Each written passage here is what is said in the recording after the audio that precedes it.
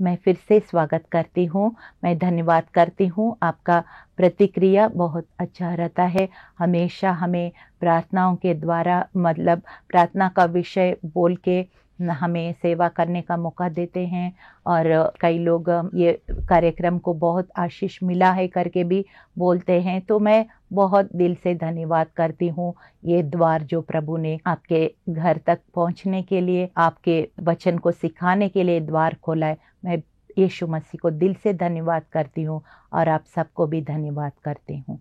चलिए आज हम यीशु मसीह के चरणों में कुछ बाइबल से बातों को सीखेंगे कि मैंने जो लिया है ये निर्गमन 23 का 20वां पद से 32 और 33 पद तक हम पढ़ने जा रहे हैं। इसमें एक एक लाइन बाय लाइन पढ़ेंगे और फिर इसका अर्थ को पवित्र आत्मा हमें सिखाएगा और वैसे वैसे हम सीखते जाएंगे। आप नोटबुक भी हमेशा पास में रखिएगा और जो कुछ यहाँ पे जो रेफरेंसेस मैं समय के अनुसार सारे वचन मैं निकाल के पढ़ नहीं सकती हूँ, लेकिन जब रेफरेंस बोलती हूँ आप नोट कीजिएगा और घर में आराम से उसको पढ़ के समझ लीजिएगा और उस पर चलने का कोशिश कीजिएगा। प्रभु का धन्यवाद हो। यीशु मसीह प्रभु फिर से हम धन्यवाद करते हैं इस समय के लिए। और प्रभु जो ये वचन प्रभु हम पढ़ रहे हैं प्रभु, हम विश्वास करते हैं उसका भेद, उसका मर्म, उसका रहस्य आप हमारे लिए खोल रहे हैं और फिर जो मुझे खोल रहे हैं मैं इनके सामने भी पेश करूंगी। प्रभु आपकी सहायता से सारा आदर महिमा आपको मिले। हम घटे आप बढ़े, यीशु मसीह के जीवित और सामर्थी नाम में आमीन।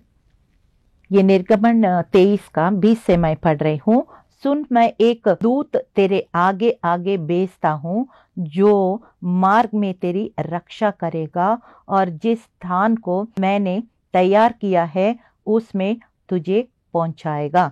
देखिए यहाँ पे हमको ये क्या समझ में आता है कि प्रत्येक व्यक्ति के लिए परमेश्वर ने एक दूत तैयार किया है। अगर आप विश्वासी है, यीशु मसीह को आपने उद्धारकर्ता ग्रहण किया है तो आपके लिए एक दूत है। ये भजन संहिता 103 और 20 और इब्रानियों 1 और 14 उसमें लिखा है और कई जगह लिखा है। भजन संहिता 91 में भी लिखा है। हमारे लिए एक एक विश्वासी के लिए एक एक दूत परमेश्वर ने तैयार किया है और वो हमारे हिसाब किताब परमेश्वर, हम पृथ्वी में हैं, परमेश्वर स्वर्ग में है और हमारे सारे अकाउंटेबिलिटी उनका है उस परिस्थिति है के लिए। मतलब जो कुछ हो रहे हैं उनको वार्तालाप करते रहते हैं और फिर हमारी मदद की ज़रूरत है, हमारी मदद करता है, सब कुछ करता है। हालेलुया, कितना अच्छा बात है ना। तो हमारे लिए एक हम वीआईपी लोग हैं। हमारे लिए जैसे वीआईपी लोग को सिक्योरिटी होता है ना, ऐसे हमारे लिए परमेश्वर ने एक दूत को तैयार किया है। ये बहुत खुशी की बात है। और फिर आगे हम इसी में देख रहे हैं, एक दूत तेरे आगे आगे भेजता हूँ। आगे क्यों भेजते हैं, पीछे क्यों नहीं भेजते हैं? आगे इसलिए भेजते हैं कि इसलिए जो भी खतरा हो जाएगा तो हमें नहीं होगा और वो दूत उस खतरा को वो सामना करेगा। तो पीछे नहीं है, दूत हमारा आगे है। हालेलुया।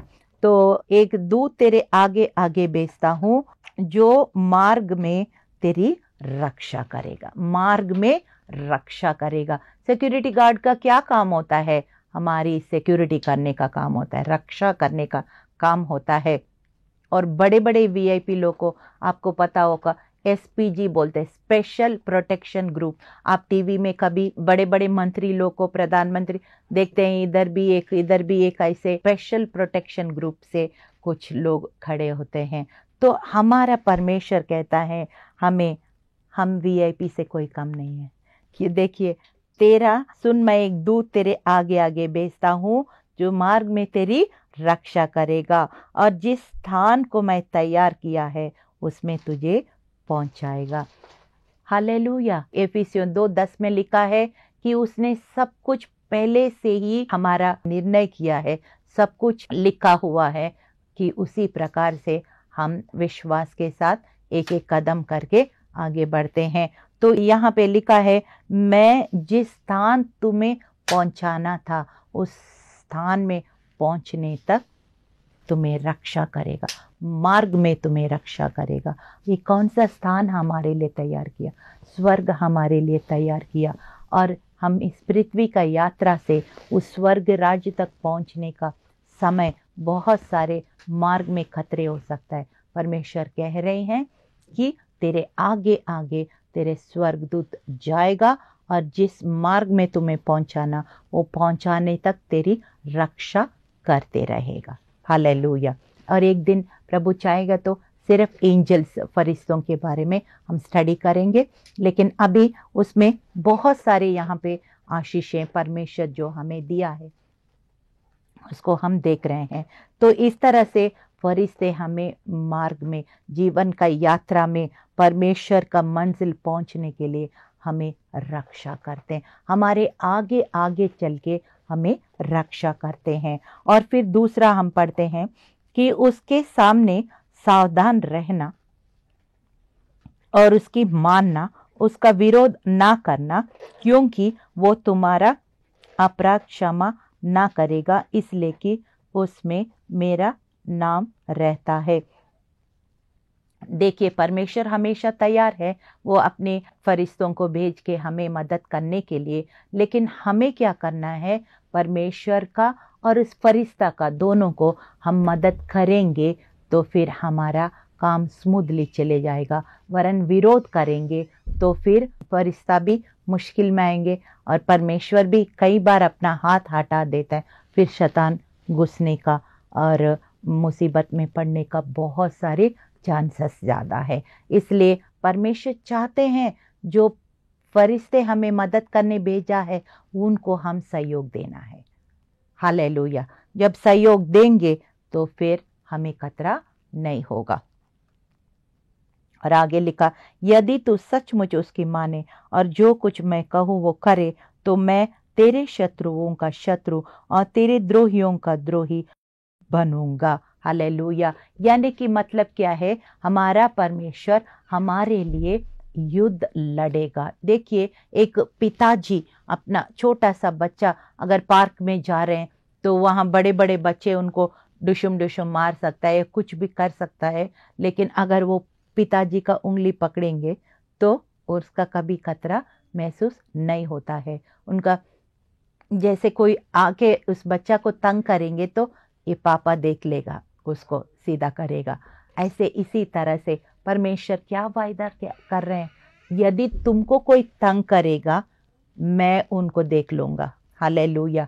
कितना अच्छा बात है, क्योंकि कई बार लेडीज लोग तो मैं देखती हूँ पहले जैसे महिलाओं अभी नहीं चाहते हैं, उनका सोच बहुत आगे बढ़ गया। कई क्षेत्रों में जो पहले लेडीज नहीं काम करते थे उस क्षेत्रों में आजकल लेडीज लोग काम करने लग गया। ये अच्छी बात है, तरक्की करना ज़रूरी है, लेकिन कई बार लेडीज को कई चैलेंजेस, चुनौतियों को सामना करता पड़ और लोग तंग कर रहे होंगे, साइलेंटली तंग करते हैं, कोई दिखा के ओपनली तंग करते हैं, कई तरह का चुनौती उनको सामना करना पड़ता है। और सिर्फ लेडीज को नहीं, हर किसी को अपने काम का क्षेत्र में या जॉइंट फैमिली में या कहीं भी कुछ भी सामना करना पड़ता है। लेकिन परमेश्वर क्या बोल रहे हैं? यदि तू मेरा सहयोग देगा तो जो तेरा शत्रु है वो मेरा शत्रु होगा, जो तेरा मित्र है वो मेरा मित्र होगा। देख लेना। इसलिए पहले तुम मेरा अच्छा बच्चा बनो और फिर मैं तुम्हें हर चीज़ में तुम्हें साथ दूंगा। हालेलुया। हालेलुया। कितना बड़ी बात है, जब ये अनुभव करेंगे ना तब आपको ये चीज़ को महसूस होता है कि और कह रहे हैं इसी रीति से मेरा दूत तेरे आगे आगे चलकर तुझे अमोरी, हिट्टी, परिजी, कनानी, हिबी और यबूसी लोगों को यहाँ पहुँचाएगा और मैं उनका सत्यानाश कर डालूंगा। उनके देवताओं को दंडवत ना करना और उनकी उपासना ना करना और ना उनके से काम करना, वरन उन मूर्तों का पूरी रीति से सत्यानाश कर डालना और उन लोगों की लाठों को टुकड़े टुकड़े कर देना। अपने परमेश्वर यहोवा की उपासना करना, तब वे तेरे अन्न और जल आशीष देगा और तेरे बीच में से रोग दूर करेगा। यानी कि यहाँ पे और ज़्यादा एक्सप्लेन कर रहे परमेश्वर कि देखो, जो हम अलग हुए लोग हैं, हम सच्चा परमेश्वर के मानने वाले लोग हैं, तो हमारा रास्ता इतना आसान नहीं होता है, फूल का बिस्तरा नहीं होता है। बहुत लोग हमें उल्टा सीधा बोलेंगे, बेइज्जती करेंगे, बहुत सारे नीचे दिखाने का कोशिश करेंगे, बहुत सारे बातें होंगे। कोई बात नहीं, हम की ये सब चीज़ से हम ना घबराना, ना अपना विश्वास को कमज़ोर करना, ना उनका समझौता करके हम उनके जैसे हमको करना। हम अपने विश्वास में दृढ़ रहना और सच्चा परमेश्वर को अपने दिल में ग्रहण किया तो इसी मार्ग में, सत्य के मार्ग में हम आगे बढ़ते जाना। और फिर क्या कह रहे हैं, तब तू अपने परमेश्वर यहोवा की उपासना करना, तब वेरे अन्न और जल में आशीष देगा। अन्न और जल में आशीष देता है, कितना बड़ी बात है। आप देख लीजिए, अब दुनिया, ये कोरोना वायरस, ये वायरस, वो वायरस, कितने सारे चीज़ों से डरे हुए हैं। और मास्क पहनो, कितना मास्क पहनोगे? और कह रहे हैं एक ही हवा, means you breathe the same air, एक ही हवा भी आप ले रहे हैं, उसमें भी ये हो सकता है, या कोई किसी ने छुआ, आपने छू लिया हो सकता है। मतलब कहाँ से कब तक बचोगे, कब तक डरते रहोगे?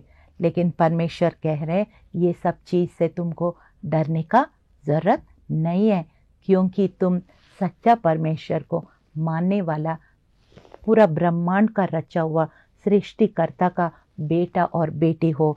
तो इसलिए तुम और लोग जैसे तुमको डरने की ज़रूरत नहीं है। क्यों? मैंने तेरे अन्न और जल में आशीष दिया और तेरे बीच में से रोग को दूर किया। यदि वो वायरस आ भी गया तो भी वो जल के राख हो जाएगा यीशु के नाम में। ये मेरा विश्वास है, मैं ऐसे ही प्रार्थना करती हूँ। आप भी ऐसे विश्वास करना कि प्रभु, कोई वायरस, कोई कीटाणु, कोई भी, आजकल इतना कैंसर, इतना ट्यूमर, इतना ये, इतना वो, बहुत कुछ हम सुनते हैं, लेकिन आप विश्वास करो, प्रभु, वो किसी को आ गया होगा लेकिन मुझे नहीं आएगा। हालेलुया।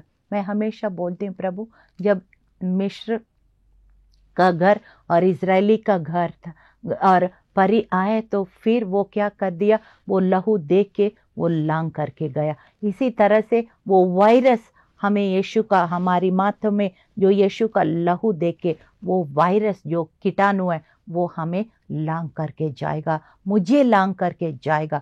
ऐसे आपको विश्वास करना है। निर्गमन 15 और 26 में लिखा है ना, मिस्र की बीमारियां तुझ पर हावी नहीं होगा, क्योंकि तुम मिस्र से बाहर निकल चुके हो। इसी तरह से परमेश्वर आशीष, ये क्या आशीष बोल रहे हैं, मैं तेरी अन्न और जल को आशीष दूंगा और तेरे बीच में रोग को मैं दूर करूंगा। और आगे लिखा, तेरे देश में ना कोई किसी का गर्भ गिरेगा, ना कोई बांझ होगी, तेरी आयु मैं पूरा करूंगा। हालेलुया। कच्चा उम्र में, मैं बार बार बोल दिया, कच्चा उम्र में किसी घर का मुखिया चले जाएंगे, पूरा परिवार कितना परेशान। ऐसे कई परिवारों को मैं देखती हूँ। परमेश्वर आपके साथ ऐसे होने नहीं देगा। वो कह रहे हैं किसी का गर्भ गिराने नहीं दूंगा, किसी का घर में बांझ मैं होने नहीं दूंगा, और फिर तुम्हें कच्चा उम्र में मरने नहीं दूंगा। हालेलुया। कितना बड़ी आशीष है। आज LIC वाले ये पॉलिसी वो पॉलिसी करके कितना पैसा बना रहे। हमें कोई पॉलिसी का करेंगे, आपकी मर्जी है, लेकिन मैं तो कोई पॉलिसी पे विश्वास नहीं करती हूँ। मैं सच्चा परमेश्वर जो हमारी आयु के एक एक दिन गिन के हमें जीवन और मृत्यु उनके हाथ में, उनके ऊपर मैं भरोसा करती हूँ। और लिखा है, तेरी आयु को मैं पूरा करूंगा। हालेलुया। जितने लोग के बीच तू जाएगा उन सबों के मन में मैं अपना भय पहले से ऐसे समवाया दूंगा कि उनको व्याकुल कर दूंगा, और मैं तुझे सब शत्रुओं की पीठ दिखाऊंगा, और मैं उनको तेरे आगे से एक ही वर्ष में ना निकाल दूंगा। ऐसा ना हो कि देश उजाड़ हो जाए और बनेले पशु बढ़कर तुझे दुख देने लगे, जब तक तू फूल फल कर देश को अपना अधिकार में ना कर ले तब तक मैं उन्हें तेरे आगे आगे से थोड़ा थोड़ा करके निकालता रहूँगा। यानी कि हम परमेश्वर के ऊपर पूर्ण भरोसा रखना है। वो क्या कर रहे हमारे जीवन में, उनको पूरा नियंत्रण देना पड़ेगा और पवित्र आत्मा को काम करने के लिए हमें देना पड़ेगा। कई बार हमें समझ में आता है, कई बार नहीं समझ में आता है, फिर भी हम उनके भरोसा पे, उनके आधार पर, वचन के आधार पर चलते जाएंगे। परमेश्वर कह रहे हैं कि मैं तेरे शत्रु को थोड़ा थोड़ा करके मैं, क्योंकि वो पूरा एक बार निकाल दिया तो फिर हम उन परमेश्वर के ऊपर आधार नहीं करेंगे, इसलिए थोड़ा थोड़ा करके मैं तेरे शत्रु को निकालते जाऊंगा। एक ही बार में निकालूंगे तो वहां पे उजाड़ हो जाएगा और फिर बहुत सारे शत्रु और आके आक्रमण करने का बहुत सारे खतरे होते हैं। तो कि हम अपना पिताजी को ट्रस्ट करना है कि वो जो कुछ कर रहे मेरे अच्छा के लिए कर रहे हैं। हालेलुया। क्योंकि रोमियो 8 और 28 में क्या कहा हुआ है कि सारे परिस्थिति मिलके भलाई को उत्पन्न कर रहे हैं। अगर आप दुख से गुजर रहे तो भी उस दुख में भी कुछ सुख को ढूंढिएगा जरूर। अभी तब जब वो दुख से पूरा बाहर आएंगे तब पलट के देखेंगे, तब आप गवाही देंगे कि हाँ सचमुच में उस समय वो दुख अगर मेरा जीवन में नहीं होता, आज मैं यीशु मसीह को नहीं जान ले होते, या जिस स्थिति में आत्मिक रीति से जिस लेवल में मैं हूँ उतना लेवल तक मैं नहीं पहुँचते। तो परमेश्वर को ट्रस्ट करना पड़ेगा, भरोसा रखना पड़ेगा। वो जो कुछ कर रहे हैं आप उनको साथ देना पड़ेगा। और फिर आगे लिखा है, मैं लाल समुंदर से लेकर फिलिस्तियों की समुंदर तक और जंगल से लेकर महानद तक देश के तेरे वश में कर दूंगा। बड़ी बड़ी प्लान्स है परमेश्वर को। कई बार हम छोटा सा बुद्धि में हम समझ नहीं पाते हैं, और इसलिए यशायाह 55 में वो लिखा है कि तेरा सोच मेरे सोच आसमान और जमीन के जितना अंतर है। इसलिए हम अपना सोच को प्रतिदिन नया करने की ज़रूरत है। रोमियो 12:1 और 2 में लिखा है ना, वचन के अनुसार अपना सोच को बदलते जाओ। अपना सोच को बदलेंगे, हमारा बोल भी बदल जाएंगे, हमारा चाल भी बदल जाएंगे, हमारा जीवन भी बदल जाएंगे, और जो हम सोचा नहीं समझा नहीं उस चीज़ को हम आराम से हासिल करते रहेंगे। इसलिए लिखा है कि तेरा यहाँ से वहाँ तक तेरे वश कर दूंगा। कब वश कर दूंगा? जब हम परमेश्वर के वश हो जाएंगे, ये दुनिया हमारी वश हो जाएंगे। हालेलुया। और तू उन्हें अपने सामने से बरबस निकालेगा। तू ना तो से वाचा बांधना और ना देवताओं से वाचा बांधना, वे तेरे देश में रहने ना पाए। ऐसे ना हो कि वे तुझसे विरुद्ध पाप कराएं, क्योंकि यदि तू उनके देवताओं की उपासना करे तो तेरे लिए फंदा बनेगा। हालेलुया। यानी कि कहने का मतलब क्या है, हम दुनिया की रीति से हमको फॉलो नहीं करना है। कि निर्गमन इसी में लिखा है, बड़ा अच्छा लिखा है, झूठी बात ना फैलाना, अन्यायी साक्षी होकर दुष्ट का साथ ना देना, बुराई करने के लिए ना तो बहुतों के पीछे हो लेना। इसी में लिखा है। देखिए कि इसका मतलब क्या है। कई बार हम सोचते हैं जब ज्यादा लोग गलत काम कर रहे हैं, सपोज आपके दफ्तर में 100 लोग हैं, 99 लोग गलत कर रहे हैं, तो एक व्यक्ति को सच्चाई में चलना बहुत मुश्किल होता है। और जब मेजॉरिटी गलत कर रहे हैं तो वो गलत भी सही जैसे दिखने लग जाता है। लेकिन उसी टाइम हमको पता है कि गलत सही उनको देख के हम नहीं निर्णय करना है, इसको देख के हम गलत या सही इसके अनुसार हमको निर्णय करना है। हो सकता है उस जॉब को छोड़ दीजिए, हो सकता है वहां से भाग जाए। मतलब कहने का मतलब है उस समस्या से आपको कैसे निकालना, परमेश्वर से प्रार्थना कीजिए और सच्चाई को पकड़ लिया तो सत्य को मार्ग के अंदर ही आप लगातार आगे बढ़िए। कई बार मुश्किल होता है, मैं समझती हूँ, लेकिन परमेश्वर आपको नहीं छोड़ेंगे। उसका वायदा ये है कि मैं दुनिया की अंत तक तेरे सदैव रहूंगा और तुम्हें ना छोड़ूंगा ना त्यागूंगा। अगर मैंने सत्य आपको सत्य के मार्ग में दिखाया तो सत्य के आत्मा से तुम्हें अगुवाई भी करूंगा। कदम कदम करके मैं तुम्हें अगुवाई करूंगा और तू भीड़ को देख के बहकना नहीं है, मेजॉरिटी की देख के बहकना नहीं है। अपना जो वैल्यू सिस्टम, मतलब अपने जो आपने बाइबल का वैल्यूज है, बाइबल का संस्कार को, बाइबल का जो कल्चर को हमको अपनाना है। वचन के अनुसार अपने आप को एडजस्टमेंट करना पड़ेगा, ना कि दुनिया की तरीके से हमको एडजस्ट और समझौता नहीं करना है। फिर देखिए परमेश्वर आपके द्वारा बहुत बड़ी बड़ी काम को करने के लिए तैयार होता है। सारे आयतों को आपने ध्यान से देखा होगा किस तरह से परमेश्वर हमें मदद करता है, हमारे आगे आगे चलता है, हमारे जो शत्रु है उनकी शत्रु बनेगा, हमारा मित्र उनका मित्र बनेगा, और हमारे अन्न और जल को वो आशीष करेगा और हमारे बीच में से रोग को दूर करेगा। हमारे घर में किसी का ना गर्भ गिरेगा, ना कोई भांज नहीं रहेंगे। हमारी कच्चे आयु में हम नहीं मरेंगे, हमारी आयु पूरा होगा। और परमेश्वर हमें हर प्रकार से फल कर फूल कर हम बढ़कर हम आगे बढ़ते जाएंगे। और जैसे उत्पत्ति 1:28 में लिखा, फलो फूलो और पृथ्वी पर राज्य करो। हमें राजा और याजक का परमेश्वर ने अभिषेक दिया। सचमुच में हम उसी राजा और याजक के अभिषेक में लगातार आगे बढ़ते रहेंगे और परमेश्वर की आशीषों का हम वारिस होते चले जाएंगे और उनके नाम से बड़े बड़े काम करते रहेंगे। चलिए हम प्रार्थना करेंगे। हे परमेश्वर, हम धन्यवाद करते हैं प्रभु, ये निर्गमन 23:20 से हम 33 तक हमने पढ़ लिया है। इसमें बहुत सारे आशीषें हैं प्रभु जी। आप हमारे लिए युद्ध लड़ेंगे, हमें बीमारी से दूर रखेंगे, गर्भपात से दूर रखेंगे, हमें बांझ नहीं रखेंगे और हमें कच्चा उम्र में नहीं मरने देंगे।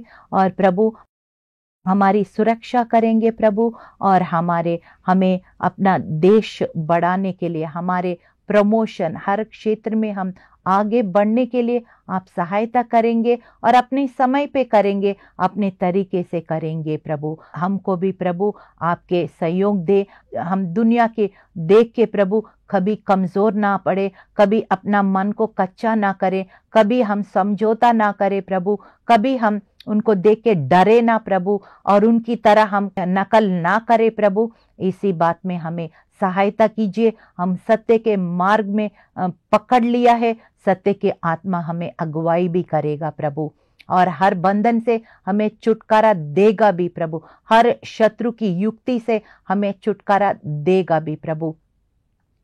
2 कोरिन्थियों 3:17 में लिखा, जहाँ पवित्र आत्मा है वहाँ आजादी है। तेरी पवित्र आत्मा प्रभु जी हमें आजादी देगी हर प्रकार के बंधन से, हर प्रकार के डर से प्रभु, जो किसी प्रकार की डर क्यों ना हो, हमें हर प्रकार की बंधन से, हर प्रकार की डर से, हर प्रकार की कमजोरी से, हर प्रकार की अपने आप को जो कमजोर समझना, उस बातों से, बहुत सारी बातों से हमें छुटकारा देगा प्रभु, आजाद करेगा प्रभु। धन्यवाद प्रभु, इस वचन प्रभु हमारे सबके जीवन में देधारी हो, हर एक वायदा हमारा आमीन के साथ पूरा हो प्रभु। सारा आदर और महिमा आपको देते हैं प्रभु यीशु, हम घटे आप बढ़े, यीशु मसीह के जीवित और सामर्थी नाम में इस प्रार्थना को हम मांगते हैं, सुनिए, ग्रहण कीजिए।